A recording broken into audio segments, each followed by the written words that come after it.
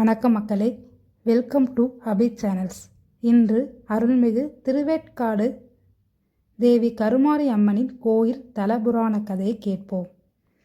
சென்னை அருகிலுள்ள திருவள்ளுவர் மாவட்டத்தில் அமைந்துள்ள திருவேற்காடு தேவி கருமாரி அம்மன் கோயிலின் தலபுராணம் மற்றும் வரலாறு பின்னணி மிகவும் புகழ்பெற்றது.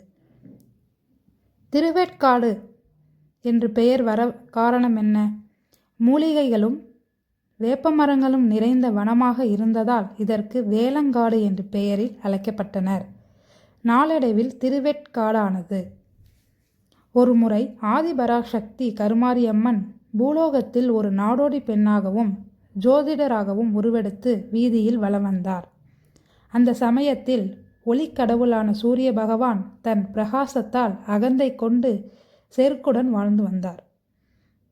நாடோடி வடிவில் வந்த அம்மன் சூரியனின் எதிர்காலத்தை கணிக்க முயன்றார். ஆனால் பகவான் அந்த பெண்ணை அடையாளம் காண மறுத்ததுடன் அவருக்கு உரிய மரியாதை அளிக்காமல் அவமதித்து சென்றார். கருமாரியான தேவி அவமதித்த சூரியனின் கர்வம் அடக்க திருவுளம் கொண்ட தேவி அங்கிருந்து உடனடியாக மறைந்தார். அம்மன் அந்த இடத்தை விட்டு அகன்ற வினாடியே சூரியனின் பிரகாசம் முழுமையாக குறைந்து மங்க தொடங்கியது. நாளுக்கு நாள் சூரியன் தன் ஒளியை இழந்து கரும நிற பந்து போல் மாறினார். இந்த பிரபஞ்சம் முழுவதும் இருளில் மூழ்கியது.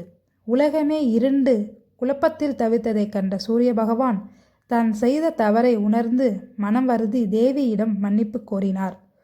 சூரியனின் வேண்டுதலை ஏற்ற கருமாரி அம்மன் அவருக்கு மீண்டும் ஒளியையும் பிரகாசத்தையும் தந்து ஆசிர்வதித்தார்.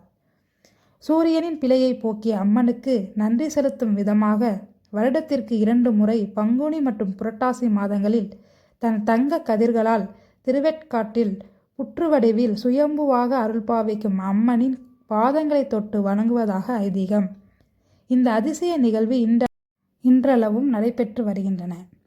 இந்த தலத்தில் அம்மனின் உருவ சிலை இல்லாமல் நாகப்புற்று வடிவமான சுயம்பாக அருள்பாவிக்கின்றாள் தேவி கருமாரி அம்மன்.